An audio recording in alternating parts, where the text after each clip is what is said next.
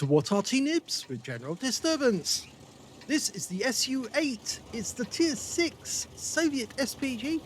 It's located on the north spawn of Cliff, and it's under the command of Wazwulf.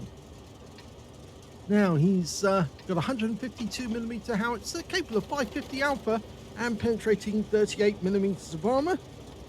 And his standard reload is 17.01. The book reload's 19.65. So he's not 2 seconds off that.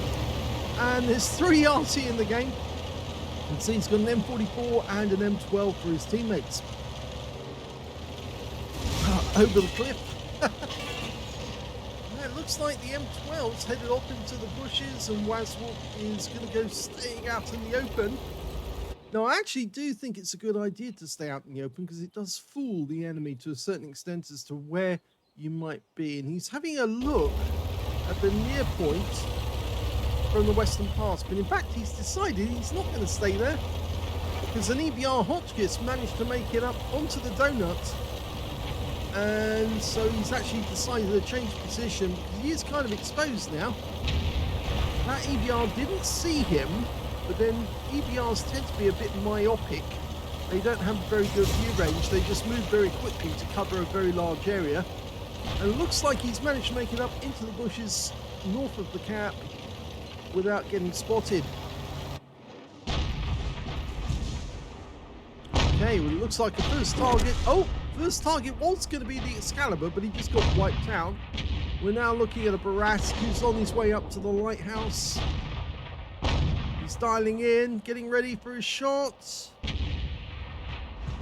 Rounds out. Oh! That one shot right over the top of the hill and actually probably landed in the water somewhere down below. Yeah, that one, RNG was not kind. Okay, looking up at the donut, we've got a Leo making his way north. He's gone straight through the western pass. And although we managed to get a critical hit on him, but I think that was on the tracks, he stopped behind that house because he doesn't want to get wiped out by the ISM. But I think our M12 is now in grave danger. Meanwhile, Wazwulf is looking to hit that defender. That's out.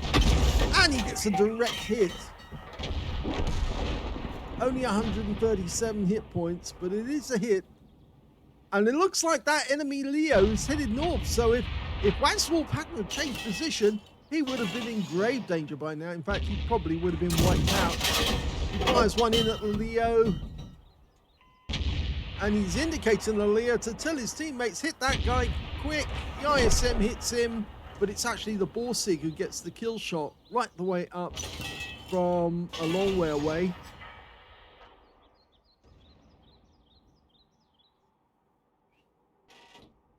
It's a Tier 8 game with Tier 6 tanks in it. Unfortunately, we lost the M12. He got taken out. So good job that Wazwulf decided to change position, because he saved his neck by doing that. Got an enemy E8 up on top of the donut at the moment. Unfortunately, from this position, the hills do tend to get in the way. A 50 TP down up near the center. Oh, that EBR just died. That's a good job. In the meantime, he's looking for that 50 TP, finally finds him again, and he's moved a bit further forward. He does take this Arty a little long to dial in. He wasn't fully dialed in before he fired on the 50 TP and the shell went long. And just like the shot up on top of the hill, it went flying over the top of the enemy and landed some distance behind him. But we're fully dialed in now. Rounds out, and that's a hit.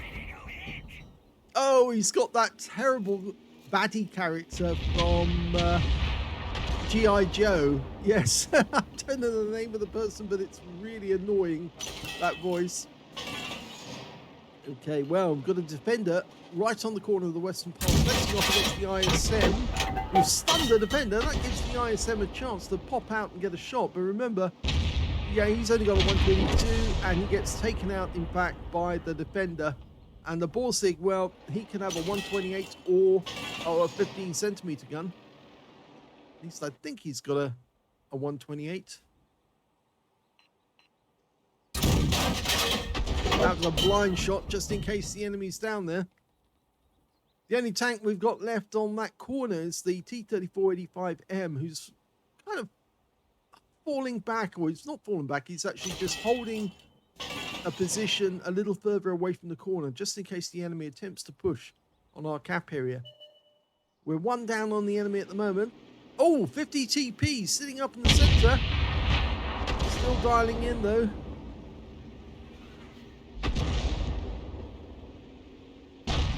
It's a 5-second delay, or 5.47 seconds delay, just to dial in by 30% on this Arty, so it does take some time. It's not quite as quick as the S51 or the 212A. Enemy VK2801105, he's taken a fair bit of damage. He's a splash kill, actually. We only need to land a shell near him to get some damage. A non-penetrating near miss on the an enemy tank would be about 275 hit points. But as I say, an alpha is 550. Okay, we've taken up a bit better positioning now. We're still one tank behind the enemy though. Okay, the Borsig's been spotted. There he is. That's the guy I think who killed the M12 in the end. From sitting down there. Yeah, can we get a shot on him? He's hitting... He's going to hit the rock face if he fires it at the moment. You see the little dot, the white dot behind the red line? Yep, that's where the initial impact point would be. He's adjusted it now so it's down in that little dip behind the rock. But that Borsig is doing the right thing. He's hugging the rock to avoid any potential fire coming in from above. Mainly because the Borsig doesn't have any armor. Very, very light on armor. The defender's poking up to try and take a shot at the M3Y and gets a hit by return. Oh, look, the Borsig's come out. And he's sitting out in the open now, so we can get a shot into him. Oh, it's only 5 seconds to go. In fact, he's a potential one-shot. Jabs out. Yes! That's a pen. He got him. Okay, the defenders decided to go down to the corner. But at the corner, we've got the T-3485M. Despite the fact that he just got hit by Arty, that defender could actually be outclassed by a T-3485M, even though the defender's got a 122. And the T-3485M 2185mm. And that's a nice stun. Well, both of them have been stunned. They're using the wreck for cover from each other. Oh, the T-3485M just got hit, but I think the defender is now in a whole world of trouble because the 85M's got behind him. And there's the kill shot. Yeah, he made a critical error there. He managed to get a shot into the T-3485M. But he left his rear exposed and he got hit, I think, from the M3Y. And in return, the T-3485M came behind him, shot one into his ass where he's very low on armor.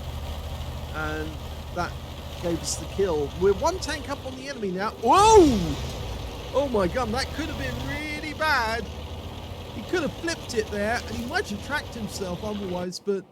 yeah, don't try and turn just as you're going over a cliff or a jump or anything like that because it does dislodge the tracks. Wargaming have modeled that correctly.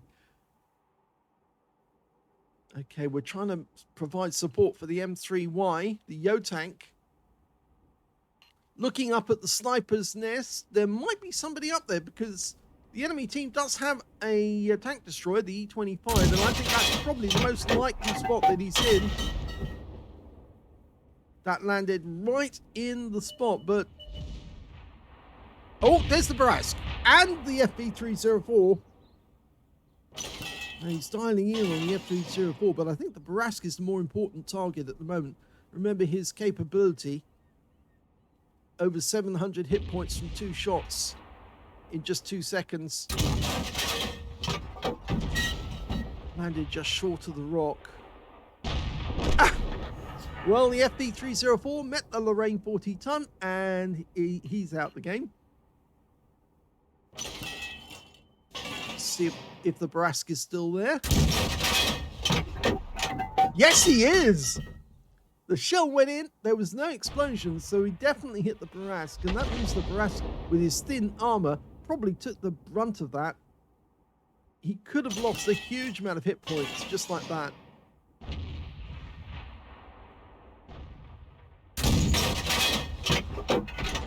No, nothing there, just an explosion. So if the Barask was still there, he would have taken the splash, but nothing more.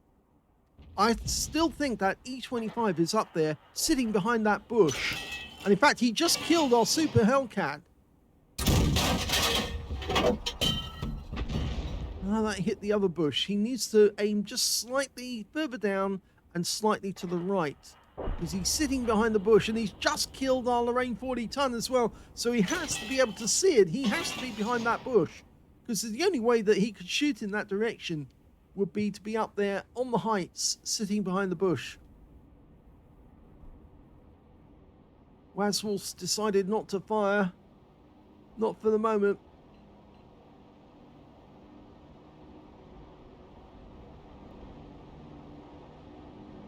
He's got 9 rounds left. 6 HE, 3 armor piercing.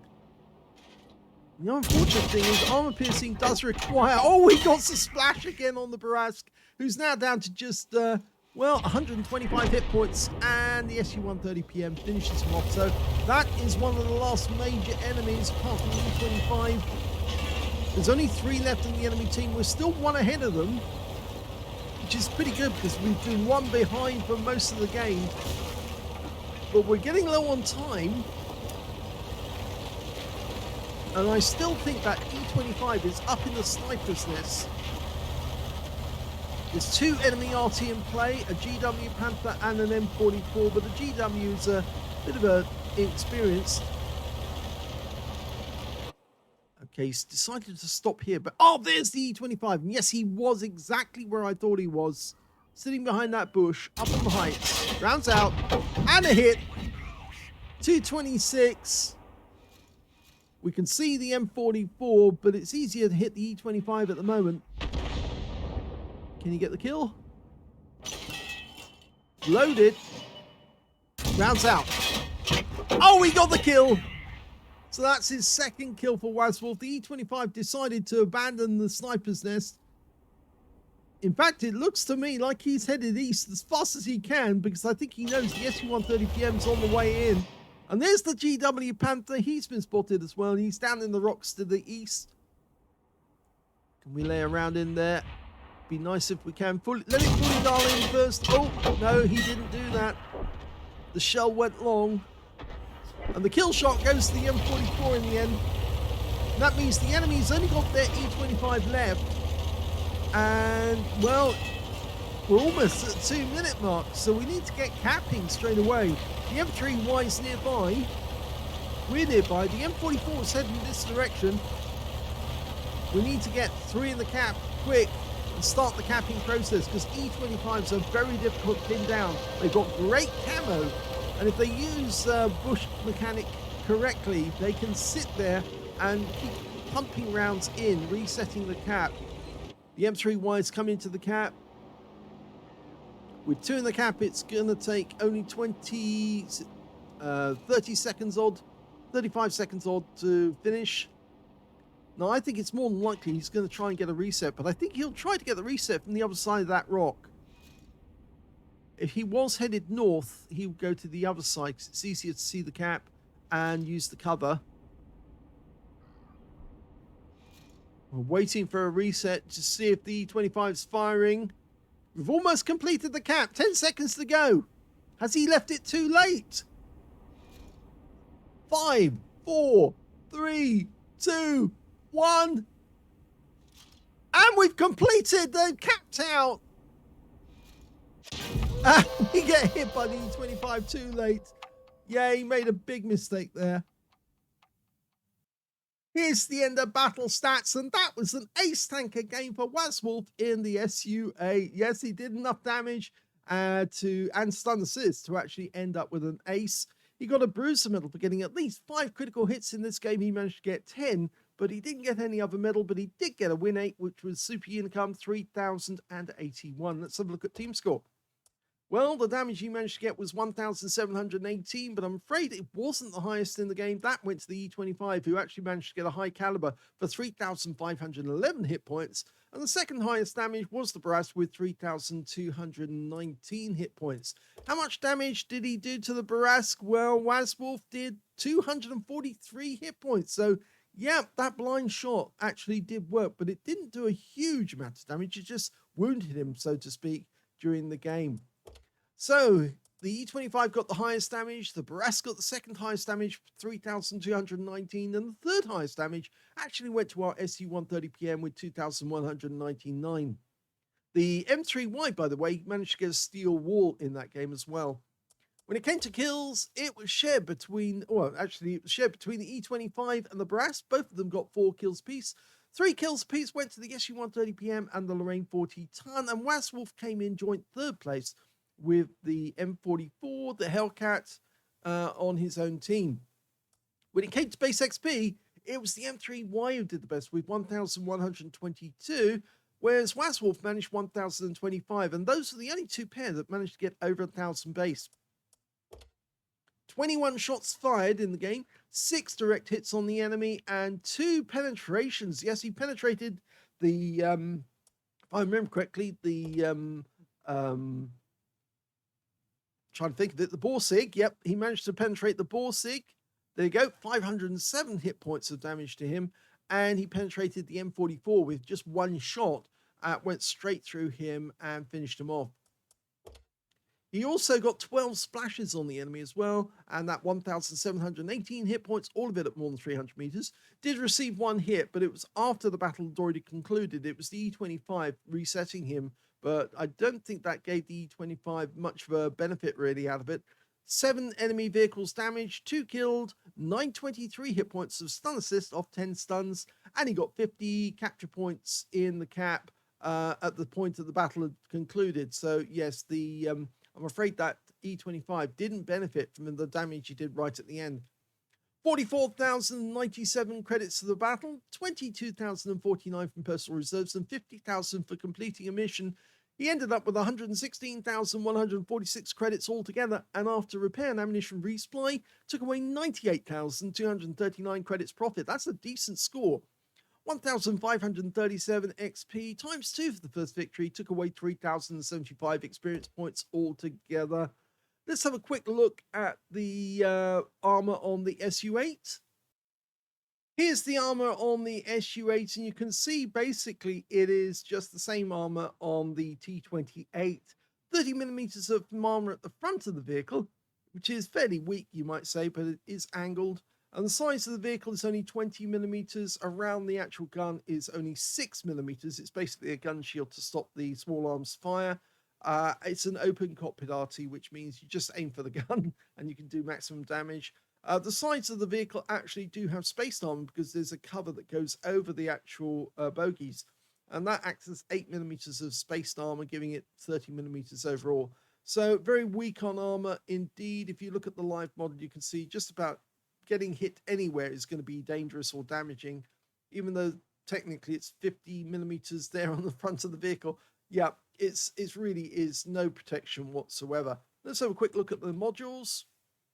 Okay, well, we can see that the driver is up front and he's got his own little dome, which he looks through for his protection. The engine is right alongside him, and 2 fuel tanks are sandwiching the engine.